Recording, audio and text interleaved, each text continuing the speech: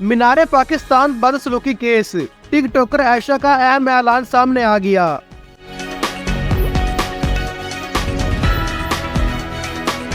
मीनार पाकिस्तान पर टिक टॉकर खातून से बदसलूकी के मुकदमे में बड़ी पेशरफ्त सामने आई है। एडिशनल सेशन जज गुल अब्बास ने मीनार पाकिस्तान पर टिक टॉकर खातून से बदसलूकी के केस पर समाअत की। मुतासरा खातून टिक टॉकर आयशा अकरम ने मुकदमे की पैरवी न करने का बयान कलम बंद कराते हुए बयान हल्फी अदालत में पेश कर दिया। टिक टॉकर आयशा अकरम ने अपने बयान में कहा कि मैंने अल्लाह और इसके रसूल की रजा की खातिर तमाम मुल्ज़िमान को माफ कर दिया है। मुझे मुल्ज़िमान के बरी होने पर कोई एतराज नहीं है। मैं आज़ादाना रजामंदी और बगैर किसी खौफ के अपना बयान अदालत में कलम बंद करा रही हूँ। मुतासरा खातून के बयान के बाद मुकदमा में नामजद मुल्ज़िम आमिर सुहेल उर्फ रैम्बो समेत दीगर 12 मुल्ज़िमान ने बरियत की दरख्वास्तें दायर कर दी। अदालत ने वकला को मुल्ज़िमान की बरियत की दरख्वास्तों और मुद्दइया के बयान पर दलाइल के लिए 26 अगस्त को तलब कर लिया।